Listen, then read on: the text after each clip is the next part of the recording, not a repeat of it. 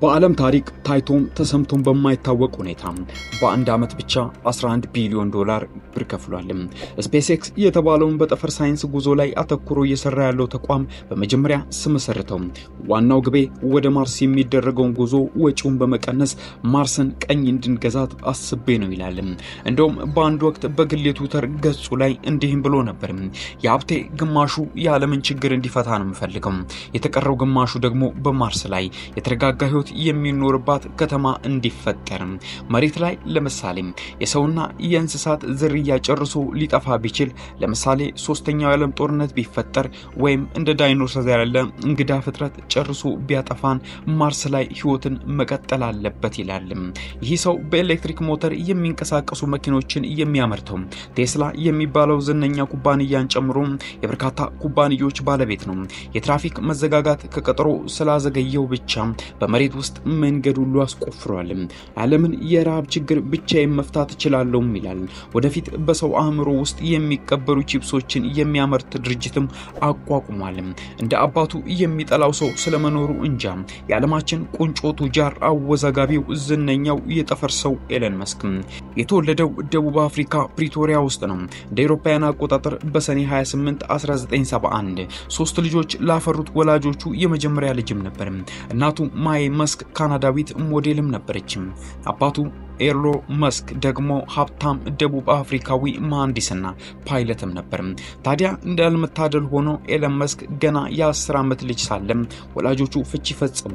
ምንም እንኳን የኋላ የህይወቱ ከወሰንኳቸው ስህተቶች መካከል ከአባቴ ጋር ለመኖር መወሰኔ ነው ቢልም በጊዜው ኤለን መስክ የእናቱ ይልቅ አባቱን መርጦም ሄዶ ነበር።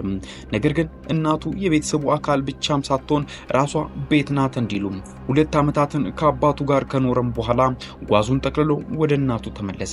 ከዚያ ታናናሾቹ እህትና ወንድሙ እንደሚገኙ ልብ ማለት ያስፈልጋል። ኤለን ለአባቱ ያለውን ጥላቻ ሲገልጽ በጣም መጥፎ ሰው ነበር። አባቴን በጥንቃቄ እርኩስ እቅድ የሚያቅድ ከአእምሮ በላይ የሆነ ክፉ ነገሮችን የሚያስብ ሰው ነው ይላል። በቻላችሁት አቅም አስቡና መጥፎ የምትሉትን ነገር አምጡ፣ እሱ ያንን ሁሉ ነገር አድርጓል ይላል። ወደ እናቱ ከተመለሰ ጊዜ አባቱ ሶስታችንም ልጆች እናታችንን ስለምረጥን አዝናለሁ ብሎታል የሚሉም አሉ። ኤለን መስክ የመጀመሪያ ደረጃ ትምህርቱን በሚማርበት ወቅትም ተማሪዎች የደረጃ ገፍትረው ከጣሉትም በኋላ ራሱን እስኪስት ድረስም ደብድበውታል። የነቃውም በሕክምና እርዳታም ነበርም አሉ። ኤለን ከዚያ በኋላ ጥቃት ሲደርስበት ለመከላከል ጫን ያለ ጡንቻን ከመጣ ለአጸፋ ምላሽ ለመስጠት እንዲያስችለው ካራቴ፣ ጁዶና ሬስሊንግም ተማረ። እንግዲህ ምን ይደረግ እሾህም በሾህ ነው እያሉ ጨዋታችንን እንቀጥልም። የአጭሩ ተማሪ የኤለን የነፍስ በኮምፒውተር ፍቅር ተማረከች። ያኔ ታዲያ ኤለን መስክ 10 ዓመቱ ብቻ እንደነበር ልብ ይላል። ራሱን በራሱ በኮምፒውተር ፕሮግራሞች እንዴት መስራት እንደሚችሉ አስተማረ። 12 ዓመት ሲሞላው ደግሞ የመጀመሪያውን ፕሮግራም ሰርቶ $500 ሸጠው። የሰራው የኮምፒውተር ፕሮግራም ብላስተር የሚባል ጨዋታም ነበር። ኤለን መስክ እንዲህ ያያለ በአውሮፓውያን አቆጣጠር በ1989 በ17 ዓመት ሲሞላው ኩዊንስ ዩኒቨርሲቲ ለመማር በማሰብ ወደ ካናዳ ቀና። ከዚያም አጋጣሚ በደቡብ አፍሪካ ወታደራዊ ተቋም ውስጥ መስጠት ይገባው ከነበረው የግዴታ አገልግሎት አመለጠ። አባቱን ተናዳፊነት ግን ማምለጥ ፈተና ሆነበት። አባቱ 3 ወር ሳይቆይም ትመለሳለህ፣ ምንም የምታደርገው ነገር አይኖርም በማለት የገዛ ልጁን ልቡን አደመው። ኤለን መስክ ግን ሞያ በልብ ብሎ ወደ ካናዳ በተጓዘበት በዚያው አመት ዜግነት ማግኘት ቻለ። እንደ አውሮፓውያን አቆጣጠር በ1992 ደግሞ ወደ አሜሪካን በመጓዝ ፔንሲልቬኒያ ዩኒቨርሲቲ ገብቶ የፊዚክስና ቢዝነስ አጠና። በሂደቱም አሜሪካን ዜግነትን ማግኘ። በነገራችን ላይ ኤለን በኢኮኖሚክስ ዲግሪውን ካገኘ በኋላ በፊዚክስ ዲግሪውን ለማግኘት በሚማርበት ወቅትም የአንድ ጓደኛው ጋር በመሆን መንግስት የማያውቀው ጭፈራ ቤት ከፍተው ነበር ይባላል። ታዲያ ይህን ጭፈራ ቤት የከፈቱበት ምክንያትም ኢኮኖሚ ነፃነት ለማግኘት አስበው ይሆን አሊያም ሌላ ሐሳብ? መልሱን ከኤለን መስክ ከጓደኛው በቀር የሚያውቀው የለም። እንቀጥልም። እንደ አውሮፓውያን አቆጣጠር በ19 በ1995 በፔንሲልቬኒያ ዩኒቨርሲቲ የነበረው የትምህርቱን ካጠናቀቀም በኋላ በኢንጂነሪንግ ፊዚክስ የፒኤችዲ ትምህርቱን ለመማር ወደ ካሊፎርኒያ ስታንፎርድ ዩኒቨርሲቲ ማቀና። እዚያ ላይ ግን ኤለን መስክ ህይወቱን እስከ ወዲያኛው የቀየረው ከባድ ውሳኔ ወሰነ። በተለይም በቴክኖሎጂው ዓለም የሚገኙ የዓለማችን ቁጥር 1 የፈጠራ ሰዎችን ከበርቲዎችን ለዛሬ ስኬታቸው መድረስ ወሳኝ ውሳኔ የወሰኑት ገና በማለዳው ነበር። ለምሳሌ ማይክሮሶፍት ኩባንያ መስራች ቢል ጌት እና የፌስቡክ ኩባንያው መስራች ማርክ ዙከርበርግ የስኬት ስራቸው ለመጀመር ከፍተኛ ደረጃ ትምህርት ቤቶቻቸውን በማለዳው ለቀው መሄድ ነበረባቸው። አንዳንዴ እንደዚህ አይነት የዓለምን የአኗኗር ዘይቤ እስከ ወዲያኛው የቀየሩ እንዲሁም የራሳቸውን ህይወት ከከፍተኛ ያደረሱ ሰዎች የዓለማችን ከነበሩ አሊያም ከሚገኙ ጥቂት ደፋር ሰዎች መካከልም ናቸው። ስኬት ስለሚጥሩና ለደፋሮች በሯን ወለል አድርጋ ትከፍታለች ይላል ኤለን መስክ። ኤለን መስክም በእንዲህ ያለው መንገድ ነበር ስኬቱ ጋር ለመድረስ ዋጋ መክፈል የጀመረው። ስታንፎርድ ዩኒቨርሲቲ 2 ቀን ብቻ የተማረ በኋላም ትምህርቱን በማቋረጥ ወሰነ። ለምን? የልጅነት ጀምሮ የጠፈር ስራ ሐሳብ በአእምሮ ሲመላለስ ዛሬን ደርሶ ነበር። ኤለን መስክ ለምን በኢንተርኔት በታዳሽ ኃይል እንዲሁም በጠፈር ጥናት ዙሪያ አልሰማራም ብሎ ማሰበ። ኋላ እንደዚህ አይነት ህልም ያላቸው ሰዎች ወደሚያቀኑባቸው ወደ ሲሊኮን ቫሊ ተጓዘ። በመጀመሪያ ለመቀጠር ነበር የሞከረው። ነገር ግን እዚያም የተለያዩ ቋጣሪ ድርጅቶች በር ደግሞ ደጋግሞ ቢያንኳኳም ሰምተው እንዳልሰማ አይተው እንዳላየ ሆኑበት። የሚወደውን ብቸኛ የሆነው ኔትስኬቶች የተባለው የኢንተርኔት ድርጅት እንኳን ፊቱን አዞረበት። ምን ተሻለ? ስራ ፈልጎ ማግኘት ያቃተው ኤለን መስክ አንድ ቀን እንደምንም ብሎ የራሱን ድርጅት ለማቋቋም ወሰነ። ከወንድሙ ኪምባል ጋርም ተመካከሩ። አማራጩ አልተገኘም። ራሳቸው ድርጅት ለመክፈት ወሰኑ። በርግጥ ኤለን መስክ ትኩረቱ ያረፈባቸው መስኮች ቢሰማራባቸው የሰው ልጅ ወደፊት ሊጠቅሙበት ይችላሉ። ወደ ላቀ ስልጣኔ የሚያደርሱታል። ያላቸውን በእውቀት አዲስ የነበረውን የኢንተርኔት የማያቋርጥ የኃይል አቅርቦት የሰው ልጅ በምድር ብቻ ተወስኖ እንዳይቀር ሌሎች ፕላኔቶችን መኖሪያና መዳረሻ ማድረግ እንዲሁም የሰው ሰራሽ ልዕቀት መስራት ፍላጎቱ ቢሆንም ኤለን ገና 24 ዓመቱ ነበር። ደግሞ የሚያስባቸው ሁሉ በሰዓቱ ለማድረግ እንደሚከብዱ ስለተረዳ ኢንተርኔት ላይ ትኩረቱን አደረገ። በሰዓቱ የኢንተርኔት ኢንዱስትሪው ገና በዳዴ ላይም ነበር። ብዙዎች እንዲመጥቶ እንደሚሄድ ባዶ ቆጥረውትም ነበር። ኤለን ግን በልጅነቱ ራሱን ለማስተማር ያዳበረው የጌም ሶፍትዌር ኮድ በመጽሐፍ ረገድ ጠቅላላ ዕውቀት እንዲጨብጥ አድርጎትም ነበርና የግሉን ድርጅት እንዲያቋቋም ምክንያት ሆነው ድርጅቱም ዚፕቱ ሲል ሰየመው። ነገር ግን መቼም ህይወት ዚያሪ ሲያገኙ ነገ ሲያጡ ከዛም ድጋሚ ለፍተው ሲያገኙ እናትና ይህ ድርጅት እንደ አውሮፓውያን አቆጣጠር በ2008 ገበያውን ሲቀላቀል ያልተጠበቀ አደጋ ገጠመው። የኢኮኖሚ ቀውስ ድርጅቱን ከመክሰር አልፎ እስከ ወዲያኛው ሊያበቃለት የኋሊት ይንደረደር ገባ። ደግሞም በዚያኑ አመት ኤለን 5 ልጆችን ከሰጠችው ሚስቱ ተለያየ። ብዙ ቀውሶች ከፍተው ተኮለኮሉበት። ታዲያ ምን ሆነ መሰላችሁ? ኤለን በኢንተርኔት ውስጥ ጥሩ ነገሮችን ማየት አለብን በማለት የሰራውን ዚፕቱ የተባለውን ሶፍትዌር ለሽያጭ አቀረበ። ይህ ሶፍትዌር ለሚዲያ ተቋማት፣ ጋዜጣ፣ መጽሔት ወደ ዲጂታል ለመቀየር የሚያስችል እንዲሁም ካርቴል የሚያሳይ አቅጣጫ የሚጠቁም ነገር ግን ዚፕቱን በመጀመሪያ ስኬቱን አላጎናጸፈውም። እንዲሁም በተቃራኒው ከባድ ቀውስ ውስጥ ከተተው። ኤለን ቢሮን ቤት ውስጥ አድርጎ እዛው የተኛ ያሳለፋቸው ከባድ ጊዜያትም ነበሩ። እነዚህ ጊዜያት በተለይ ነገሮች ለኤለን አልጋ ባልጋ ሆነውለት ነው እዚህ የደረሰው ብሎ ለሚያስቡ ሰው ሁኔታ የተገላቢጦሽ እንደሆነ ማስረጃዎች ናቸው። የኋላ ወንድሙና ወዳጆቹ ከተለያዩ ድርጅቶች ጋር ግንኙነት በማድረግ ዚፕቱ ትኩረት እንዲያገኝ ያስቻለው። ዘ ኒውዮርክ ታይምስ እና ዘ ቺካጎ ትሪቡን ጋር ባደረገው የድርድር ዚፕቱ ዲጂታል ኮንትራቶችን አዲስ ለተከፈተችው ድረገጻቸው እንዲያቀርብ ስምምነት ላይ ደረሱ። እንግዲህ ኤለን ወደ ማገገሙ ነው። ከዚህ ሁኔታ 4 ዓመታትም አለፈ። በ4 ዓመታት በኋላ እንደ አውሮፓውያን አቆጣጠር በ1999 መሆኑ ነው ኮምፓክ በተባለ የኮምፒውተር ድርጅት $373 ሚሊዮን በጥሬው ላጥ አድርጎ እንዲሁም $34 ሚሊዮን በገበያ ድርሻነት በመክፈልም ከኤለን መስክ እጅ ዚፕቱ የተባለውን ሶፍትዌር ገዛው። ይህ ገንዘብ ቢሮ ውስጥ ይተኛ የነበረውን የኤለንን በአንዲት ጀንበር ወደ ሚሊዮነርነት አሸጋገረው። ዚፕቱን በሸጠ በ8 ወራት በኋላም ሲኤንኤን የሲሊኮን ቫሊ ቱጃሮችን የቅንጡ አኗኗር ፕሮግራም ላይ ኤለንን በመጋበዝ ለመጀመሪያ ጊዜ ከዓለም ጋር አስተዋወቀው።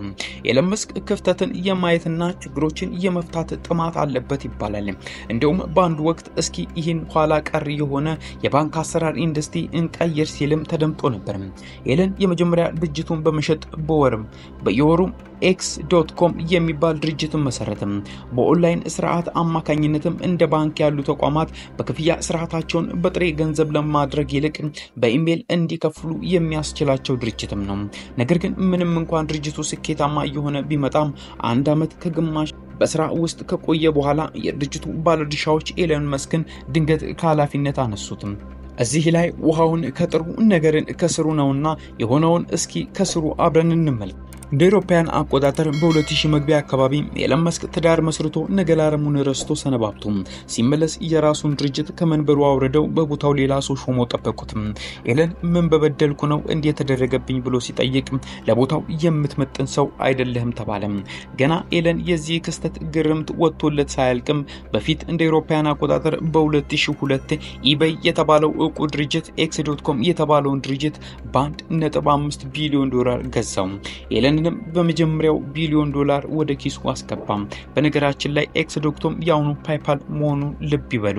የኤለን መስክ ስኬትም ይቀጥላል። እንደ አውሮፓውያን አቆጣጠር በ2003 በሁለት ኢንጂነሮች አማካኝነት ተቋቁሞ የነበረውን ቴስላ ሞተር የተባለውን በኤሌክትሪክ የሚሰሩ መኪኖች አምራች ድርጅት በ6.5 ሚሊዮን ዶላር በመክፈል ተቀላቀለ።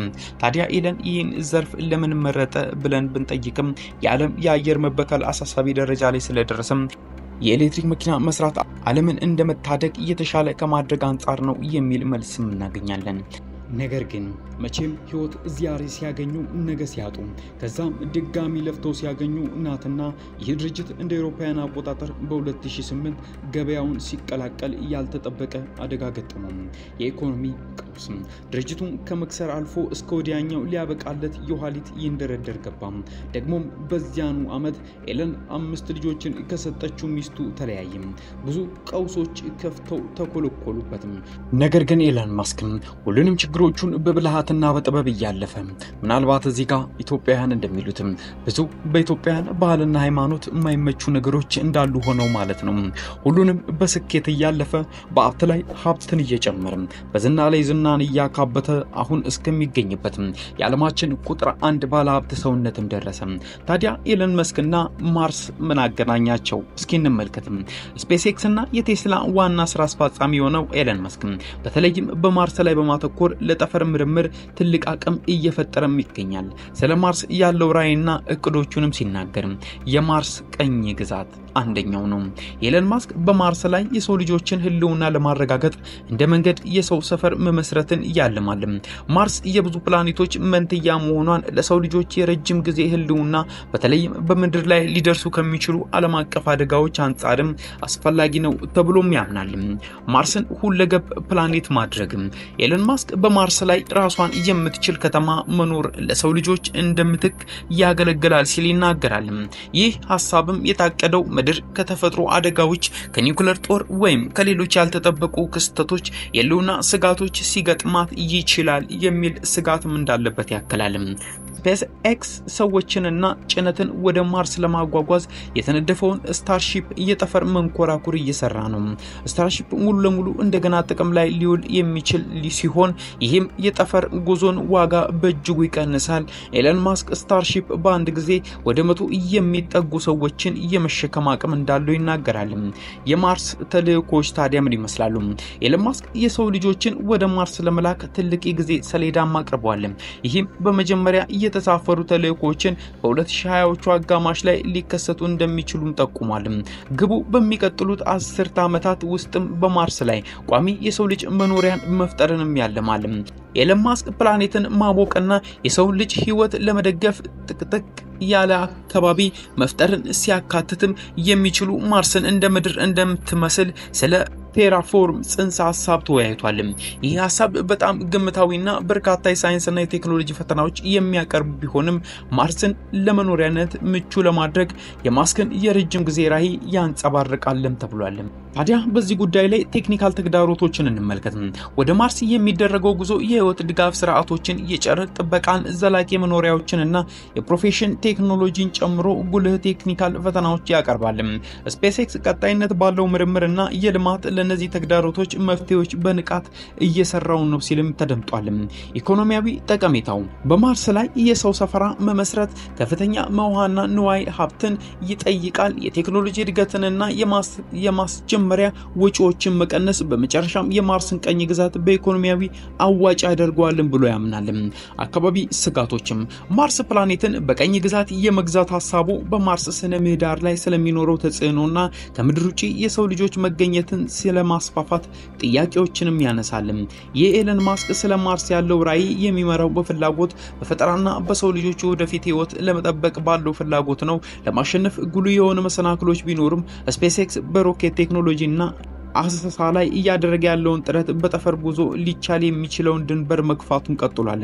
ማርስን በቀኝ ግዛት የመግዛትም እቅዳቸውን የመግዛት ህልም በወቅታዊ የጠፈር ምርምር ውስጥም በጣም አስደሳችና አከራካሪ የሆነ ርዕሰ ጉዳይ እንደሆነም እያነጋገረም ይገኛል። እናንተስ ስለ ማርስ ምን ትላላችሁ?